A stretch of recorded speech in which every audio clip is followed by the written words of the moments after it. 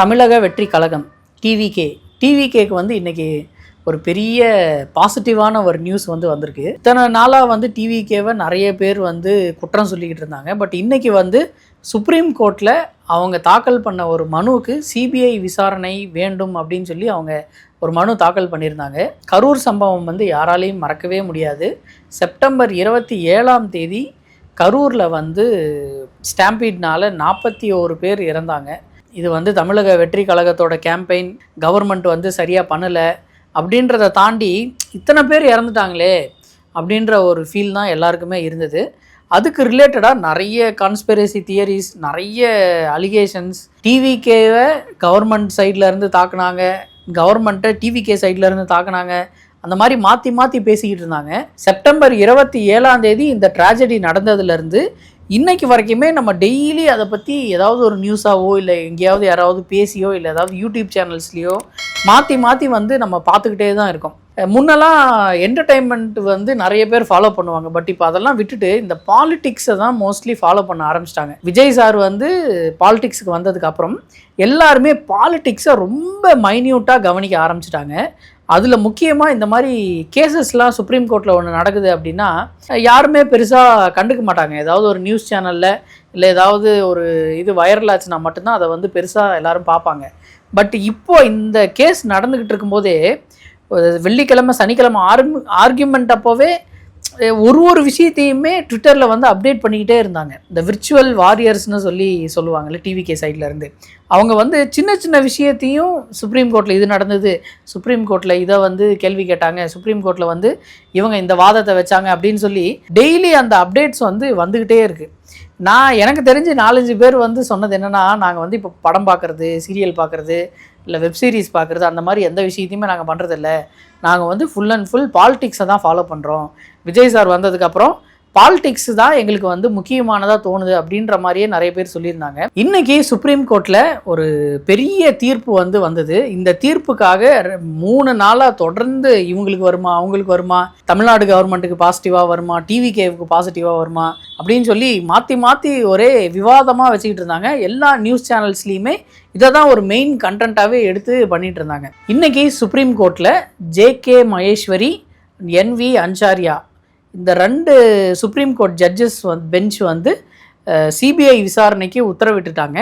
இந்த சிபிஐ விசாரணை வேண்டும் அப்படின்னு சொல்லி டிவிகே சைட்ல இருந்து மனு போடும்போதே தமிழ்நாடு கவர்மெண்ட் வந்து இல்லை அதெல்லாம் தேவையில்லை, நாங்கள் வந்து எஸ்ஐடி போட்டோம், கண்டிப்பாக எஸ்ஐடியில் இருக்கவங்க வந்து நல்ல முறையாக இன்வெஸ்டிகேட் பண்ணுவாங்க, ஒரு நபர் ஆணையம் போட்டிருக்கோம், அவங்க வந்து கண்டிப்பாக நல்லா இன்வெஸ்டிகேட் பண்ணுவாங்க அப்படின்னு சொல்லி தமிழ்நாடு கவர்மெண்ட்லேருந்து நிறைய வாதத்தை வந்து வச்சாலும் சிபிஐன்ற விஷயம்தான் எல்லாருமே ப்ரெஸ் பண்ணது. ஏன்னா தமிழ்நாடு கவர்மெண்ட்டோட அலட்சியமும் அதில் இருக்கலாம். அப்படி இருக்கும்போது நீங்கள் வந்து தமிழ்நாடு கவர்மெண்ட்டோட ஸ்டாஃப்ஸே அதை வந்து இன்வெஸ்டிகேட் பண்ணால் அது எப்படி சரியாகும்? இதனால் கண்டிப்பாக சிபிஐ இருந்தால் மட்டுமே இந்த விஷயம் வந்து என்ன பிரச்சனை நடந்திருக்கு அப்படின்னு ஃபுல் ஃப்ளெஜ்டாக தெரியும் அப்படின்றதுக்காகவே இவங்க வந்து சிபிஐ விசாரணை வந்து ப்ரெஸ் பண்ணி கேட்டுக்கிட்டு இருந்தாங்க. அதனால் சிபிஐ விசாரணை வந்து இதுக்கு இருந்தால் தான் கரெக்டாக இருக்கும் அப்படின்னு சுப்ரீம் கோர்ட் ஜட்ஜஸ் முடிவு பண்ணி அவங்க வந்து சிபிஐக்கு இப்போது வந்து அசைன் பண்ணிட்டாங்க. இது வந்து 3 பேர் கொண்ட குழு. இதில் வந்து ஹெட்டாக ரிட்டையர்ட் ஜட்ஜ் ரஸ்தோகி வந்து அவர் தான் இதை வந்து மேற்பார்வையிட போகிறாரு. அது இல்லாமல் 2 ஐபிஎஸ் ஆஃபீஸர்ஸ் தமிழ்நாடு பூர்வீகமாக கொண்டு இருக்கக்கூடாது, நீங்கள் வந்து தமிழ்நாட்டில் பிறந்து வளர்ந்தவங்களாக இருக்கக்கூடாது, ஆனால் தமிழ்நாடு கேடர்ஸாக இருக்கலாம், வெளி மாநிலங்கள்லேருந்து இங்கே வந்து ஒர்க் பண்ணுறவங்களா இருக்கலாம் ஐபிஎஸ் ஆஃபீஸர்ஸ் அப்படின்னு சொல்லி இதை வந்து ஃபிக்ஸ் பண்ணிட்டாங்க. மாதம் என்ன ப்ராக்ரஸில் இருக்குது அப்படின்றத கோர்ட்டுக்கு நீங்கள் வந்து சப்மிட் பண்ணணும் அப்படின்னும் ஒரு இதை வந்து வச்சுட்டாங்க.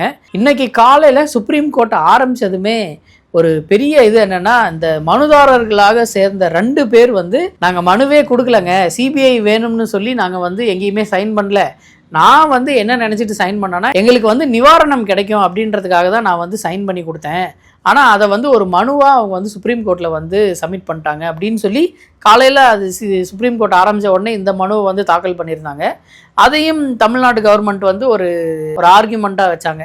இந்த மாதிரி மனு கொடுக்காதவங்கள்ட்டெல்லாம் போலியாக மனு சப்மிட் பண்ணி இந்த மாதிரி பண்ணுறாங்க அப்படின்னு சொல்லி ஒரு ஆர்கியூமெண்ட்டாக வச்சாங்க.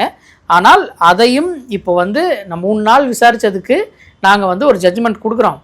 அடுத்து வந்து இந்த மனு கொடுத்தாங்களா இல்லையா, அது போலியா உண்மையா அப்படின்றதையும் இவங்க வந்து விசாரிப்பாங்க, அதை அடுத்த இதில் பார்த்துக்கலாம் அப்படின்னு சொல்லி சுப்ரீம் கோர்ட்டே சொல்லிட்டாங்க. இப்போ அடுத்து வந்து என்ன நடக்க போகுது அப்படின்னா, சிபிஐ வந்து எஸ்ஐடி வந்து இத்தனை நாள் விசாரிச்சுட்டு இருந்திருக்காங்கல்ல, அந்த விஷயங்கள் எல்லாத்தையுமே டேக் ஓவர் பண்ணி இவங்க வந்து விசாரணையை ஆரம்பிக்க போகிறாங்க. செப்டம்பர் 27 நடந்தது. இன்றைக்கி வந்து அக்டோபர் 13 15 நாளில் வந்து இவங்க சிபிஐ விசாரணைக்கு வந்து அசைன் பண்ணிட்டாங்க. இப்போ அடுத்தடுத்து என்னென்ன வரப்போகுது அப்படின்றது தெரியல. இவங்க வந்து கண்டினியூஸாக விசாரிக்கும் போது தான் நமக்கு வந்து இது எண்டில் தான் இதுக்கான தீர்ப்பு வந்து நமக்கு கிடைக்கும். ஆனால் சிபிஐ விசாரணைன்றது உடனே இன்ஸ்டண்ட்டாலாம் நமக்கு வந்துடாது. ஒரு விஷயம் வந்து 1 வருஷம் ஆகலாம், 6 மாதம் ஆகலாம், ஏன் 3 மாதத்துலேயே கூட வரலாம். அந்த மாதிரி டியூரேஷன் வந்து இருக்கும். மெயினாக பார்த்தோம்னா இது வந்து டிவிகேவுக்கு ஒரு பாசிட்டிவான ஒரு நியூஸ். ஏன்னா இவங்க வந்து ஆரம்பத்துலேருந்தே இந்த செப்டம்பர் 27 இந்த கரூர் சம்பவம் நடந்ததுலேருந்தே டிவிகே மேலே ஏகப்பட்ட குற்றச்சாட்டுகளை வந்து வச்சுக்கிட்டு இருந்தாங்க.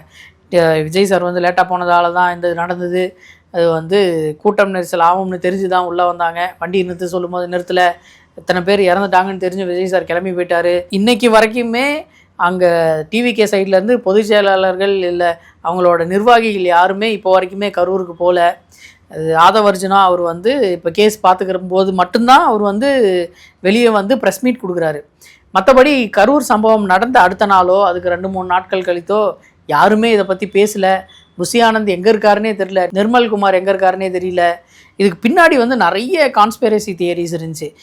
வெட்டிட்டாங்க, இது வந்து நிறைய பேரை வந்து குத்திட்டாங்க, இது பவுடர் ஏதோ அடித்தாங்க, இது கரண்ட்டை கட் பண்ணிட்டாங்க, அவங்க வந்து நிறைய பேரை கழுத்தை நெரிச்சு கொலை பண்ணிட்டாங்க அப்படின்னு சொல்லிலாம் ஏகப்பட்ட கான்ஸ்பிரசி தியரிஸ் இருந்துச்சு. இது வந்து எங்கே போய் முடியுமோ அப்படின்னு தெரியாமல் நின்றுட்டு இருக்கும்போது தான் இந்த மாதிரி ஒரு சிபிஐ விசாரணை கொடுத்து இது என்ன நடந்தது, ஆக்சுவலாக என்ன நடந்தது அப்படின்றத வெளிக்கொண்டு வர்றதுக்கு இது ஒரு முக்கியமான ஒரு விஷயமா இருக்கும். அடுத்தடுத்து டிவிகேவோட நகர் வந்து எப்படி இருக்குன்னு தெரியல. ஏன்னா விஜய் சார் வந்து இன்னைக்கு 13 திங்கட்கிழமை வந்து கரூர் போய் பார்க்க போகிறாரு அப்படின்னு சொல்லி நியூஸ் வந்தது. ஆனால் அதுக்கான பெர்மிஷன்லாம் எதுவும் கிடைக்கல அப்படின்னு சொல்லி அது கன்ஃபார்ம் பண்ணாத ஒரு விஷயமாவே இருந்தது. பட் இன்னைக்கு மண்டே, இன்னைக்கு போகலை அப்படின்றது கன்ஃபார்ம் ஆயிடுச்சு. அடுத்து வந்து 17th போக போகிறாரு அப்படின்னு சொல்லி ஒரு நியூஸ் வந்தது. இந்த நியூஸ் சேனல்ஸ் எல்லாமே வருதோ இல்லையோ அதை வந்து அவங்க ஒரு பெரிய கண்டென்ட்டாக மாற்றி இது வெளியே தம்ப்நெயில்லாம் பார்க்கும்போது அதிர்ச்சி தகவல், இது வந்து உண்மையை போட்டு உடைத்தார்கள் அப்படின்னு சொல்லி எல்லாம் தம்ப்நெயில் கண்டென்ட்டாக வச்சுட்டு உள்ளே போய் பார்த்தா ஒன்றும் இருக்காது, யாராவது சும்மா உட்காந்து பேசிக்கிட்டு இருப்பாங்க. இப்போ வந்து என்டர்டெயின்மெண்ட்டை ஃபாலோ பண்ணுறதை விட்டுட்டு எல்லாரும் நியூஸ் சேனல்ஸில் ஃபாலோ பண்ணுறதால அவங்களுக்கே ஏதாவது கண்டென்ட் கொடுக்கணும் அப்படின்ற ஒரு எக்ஸைட்மெண்ட்டில் இருக்காங்களா இல்லை நர்வஸாக இருக்காங்களா தெரில. நம்ம கொடுக்கலனா மற்ற யாராவது பேசிடுவாங்க அப்படின்ற ஒரு இதில் வந்து போட்டு அடித்து தள்ளிக்கிட்டு இருக்காங்க. குறிப்பிட்டு சொல்லணும்னா இந்த விர்ச்சுவல் வாரியர்ஸ் இவங்க வந்து ஒரு சிலர் வந்து காமன் சென்ஸோட எல்லாமே டீசெண்டாக பேசுகிறாங்க. பட் ஒரு சிலருக்கு வந்து என்ன பேசுகிறோன்னு தெரிய மாட்டேங்குது, இதை எப்படி எடுத்துப்பாங்கன்னு தெரிய மாட்டேங்குது, ஃபுல்லாக வந்ததை அடிச்சு விடுவோம் அப்படின்ற மாதிரி தான். ஸ்கூல் படிக்கிற பையன்லாம் வந்து எல்லாரையும் பிடிச்சி திட்டிக்கிட்டு இருக்கான், கெட்ட கெட்ட வார்த்தையில் திட்டுறான். எங்கள் அண்ணன் யார் தெரியுமா, எங்கள் அண்ணன் வந்தால் இவ்வளோ என்ன நடக்கும் தெரியுமா அப்படின்னு சொல்லி பயங்கரமாக பேசிக்கிட்டு இருக்காங்க. இவங்களுக்கெல்லாம் இது அரசியல் புரிதல் இல்லையா, இல்லை இவங்க இன்னும் வளரணுமா அப்படின்னு தெரியல. டிவிகேவை சேர்ந்தவர்கள் இந்த மாதிரி பேசுகிறவங்கள கொஞ்சம் கண்ட்ரோல் பண்ணலாம் அப்படின்னு நான் சொல்லுவேன். ஏன்னா டிவிகேன்றது ஒரு பெரிய கட்சி. ஒரு விஷயத்தை பற்றி நீங்கள் பேசுகிறீங்க அப்படின்னா அது டிவிகேவை சார்ந்த ஒருத்தர் பேசுகிறாரு அப்படின்ற மாதிரி தான் எடுத்துப்பாங்க. இது தனிநபர் ஒருத்தர் பேசுகிறாரு அப்படின்லாம் சொல்ல மாட்டாங்க. இந்த டிவிகேல இருக்க எல்லாருமே தற்கூறிங்க அப்படின்னு சொல்கிறதுக்கு இதுவும் ஒரு ரீசன். உள்ளே இருக்கவங்க 80% பேர் வந்து என்ன பேசுகிறோம்னு தெரியாமல் தான் பேசிக்கிட்டு இருக்காங்க. 20% தான் அரசியலுக்கு எப்படி என்ன ரியாக்ஷன் கொடுக்கணுமோ அந்த மாதிரி பேசிக்கிட்டு இருக்காங்க. இந்த 80% பேர் வந்து வளரணும் அப்படின்னு சொல்லி தான் நான் சொல்லுவேன். இவங்க வந்து இந்த அரசியல் புரிதலோட அவருக்கு விஜய் சாருக்கு சப்போர்ட் பண்ணாங்கன்னா இந்த கட்சி வந்து இப்போ இருக்கிற நிலைமையை விட இன்னும் அதிகமான ஒரு சப்போர்ட் வந்து உங்களுக்கு கிடைக்கும். மக்கள்கிட்ட இப்போ இருக்கிற ஒரே கம்ப்ளைண்ட் என்னென்னா, இதில் இருக்கிற எல்லாருமே என்ன பேசுகிறோன்னு தெரியாமல் பேசுகிறாங்க, இல்லைனா இவங்க வந்து ரியாலிட்டிக்கு ஏற்ற மாதிரியே இருக்க மாட்டேங்கிறாங்க. எங்கள் அண்ணன் வந்து பஞ்சு டைலாக் சொன்னால் எப்படி இருக்குன்னு தெரியுமா அப்படின்லாம் பேசிக்கிட்டு இருக்காங்க. உங்களை வந்து ரியாலிட்டிக்கு ஏற்ற மாதிரி அரசியல் புரிதலோடு அவங்க பேசினாங்கன்னா மக்களே உங்களுக்கு சப்போர்ட் பண்ணுவாங்க. அந்த விஷயத்தை மட்டும் கொஞ்சம் எல்லாம் பார்த்துக்கணும்னு நான் நினைக்கிறேன். டிவிகே வந்து அடுத்தடுத்து என்ன பண்ண போகிறாங்க அப்படின்றது தெரியல. விஜய் சார் வந்து ஒரு வீடியோ ரிலீஸ் பண்ணியிருந்தார், அதுக்கப்புறம் எந்த ஒரு இன்ஃபர்மேஷனும் இல்லை. அடுத்தடுத்து அவர் வந்து கேம்பெயின் பண்ண போகிறாரா இல்லையா, இல்லை ஒரு வீடியோ கேம்பெயினாக இருக்குமா அப்படின்றதும் நமக்கு தெரியல. இப்போ 17ஆம் தேதி போனாருன்னா அது வந்து ஆல்ரெடி தீபாவளி டைமு, 17ஆம் தேதி வந்து எல்லாருமே ஊருக்கு கிளம்புவாங்க. அது அந்த ஒரு விஷயமும் இருக்குது. அதெல்லாம் கன்சிடர் பண்ணி தான் முடிவு பண்ணுவாங்கன்னு நினைக்கிறேன். அடுத்த வீடியோவில் சந்திப்போம். நன்றி.